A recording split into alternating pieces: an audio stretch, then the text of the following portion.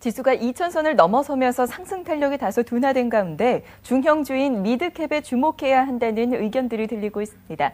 중형주는 신생기업들이 대부분인 소형주와는 다르게 대부분 기업 연륜에 있어서 어느 정도는 자리를 갖춘 기업들이 대부분이죠. 이와 함께 현금 흐름이 안정적이고 사업 모델 또한 안정적인 사업 모델을 갖추고 있는 상황이고 소형주에 비해서 변동성이 덜한 점 등의 장점이 부각이 되고 있습니다. 자, 이와 함께 삼성증권에서는 오늘 유망 종목들을 제시를 하기도 했습니다. 미드캡 쇼핑 리스트 보시면 대림산업과 CJ제일제당, LS, 현대홈쇼핑 그리고 서울반도체 등이 꼽힌 걸 확인하실 수가 있는데요. 실적의 안정성과 턴어라운드 여부 그리고 밸류에이션 수준 등에 근거한다고 밝히고 있습니다. 자, 그렇다면 현재 시점에서 객장이 주목하고 있는 미드캡들은 어떤 것들이 있을까요? 먼저 네 곳의 답변부터 확인해 보겠습니다. 자, 가장 먼저 솔로몬 투자증권 오목교 와이즈클래스의 정영훈 대리의 답변부터 확인해 보시죠. 정영훈 대리는 서울 반도체에 주목을 하고 계십니다. 저가형 LED TV 시장 확대로 실적 개선이 기대되고 있는 상황이고요. 글로벌 LED 조명 업체로 거래선 확보가 긍정적이다라고 밝혀주셨습니다. IBK 투자증권 가산 디지털 지점의 김상준 과장, 한국항공우주를 꼽아주셨네요. T50 고등훈련기 해외 수주 기대감과 함께 수주가 전년 대비해서 140%가량 증가할 것으로 전망을 하고 계십니다. 올해 실적 하향된 점은 선 반영됐다, 주가에 이미 반영이 됐다는 점을 근거로 들어주셨고요. 다음으로 유진투자증권 부평동 지점의 윤지성 대리, SK네트워크스에 주목하고 계십니다. 규제 리스크 해소 기대 속에서 고가 스마트폰 판매 비중 확대와 함께 패션 부문의 중국 사업이 긍정적이라고 밝혀주셨습니다.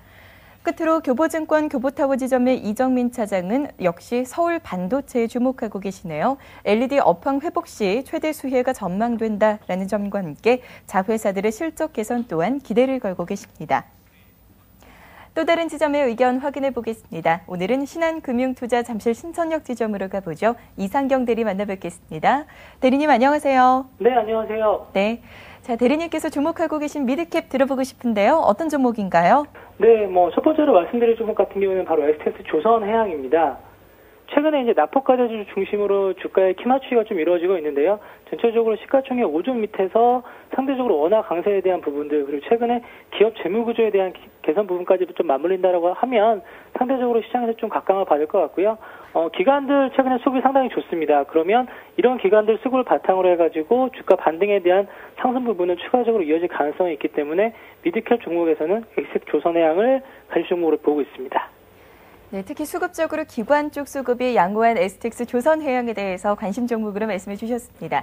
자, 대리님께서 쭉 관심 종목으로 추천해 오고 계신 한국항공우주 오늘 장대 양봉이 나오고 있습니다. 특히 외국인 매수세가 강한 모습인데요. 앞으로도 추가적으로 반등 가능하겠습니까? 네, 주가 35,000원 밑에서는 제가 매도 관점이 아니라 매수 관점으로 접근해야 된다고 말씀을 드렸고, 제가 이제 상장 이후부터 계속해서 지금 가시 종목으로 가지고 오고 있었고, 4만원대 넘어서 한번 차익 실현하고 난 다음에 최근에 공매도 부분 때문에 주가가 좀 밀렸었죠. 그럼 상대적으로 주가가 오늘 양보이긴 하지만 전체적으로 공매도 부분에 대한 환매수 부분을 생각해 본다라고 하면 주가에 대한 지금부터 상승 기조는 좀 이어질 가능성이 있고요.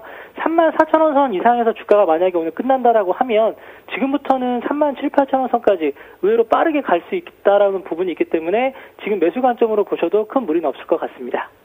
그렇다면 목표 주가는 일단 1차적으로 38,000원 선으로 설정해 두고 계신 건가요? 급락했던 가격이 38,500원이고요. 지난 1월 말에 이스라엘 관련된 수주권에 대한 기대감이 있었는데 그런 기대감이 좀 희석이 되면서 주가가 좀 밀렸는데요.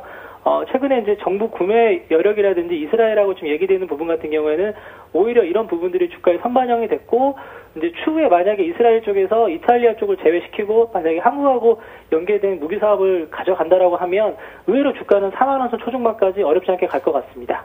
네, 알겠습니다. 자, 오늘 단기적으로 관심 종목도 있을 텐데요. 어떤 종목인지 좀 들어볼게요. 네, 오늘 말씀드릴 종목은 한전기술입니다. 제가 89,000원, 92,000원 선에서 매수에 대한 부분들을 말씀을 드렸는데 최근에 주가가 좀 급하게 올라왔죠. 현대중공업 매수하고 난 이후부터 주가에 대한 모멘텀이 대통령 중동 관련된 순방 이후에 나오고 있는데 전체적으로 이제 원전은 어쩔 수 없는 대한민국의 선택이고 이런 선택이 지난 주 후반에 미국에 대한 선택 부분까지 좀 맞물리면서 주가에 대한 밸류에이션이 좋아지고 있는데요. 기관들 매수 부분은 일단 제외시키더라도 주가가 실적 발표 이후에 배당까지 감안하고 난 부분부터 주가가 좀 새롭게 가고 있는데 아마 지금부터 주가가 의외로 강하게 14만 원, 17만 원대까지 어렵지 않게 갈 것 같습니다. 여러 가지 원전에 대한 모멘텀이 있는데요. 일단 기본적으로 에너지 재생 사업이라든지 그리고 어쩔 수 없는 선택이라고 보면 이제부터는 리스크에 대한 부분보다는 호재에 대한 그 주가에 대한 반영이 좀 크다라고 보면 지금 매수 관점으로 보셔도 큰 무리는 없을 것 같습니다. 네, 지금을 매수 관점으로 봐야 한다라는 말씀을 주셨네요. 그렇다면 목표 주가는 어느 정도까지 설정해 둘까요? 네, 좀 많이 올라온 부분이 있기 때문에 12만 원 선에서는 한 번 정도 끊어가야 될 필요가 있을 것 같고요.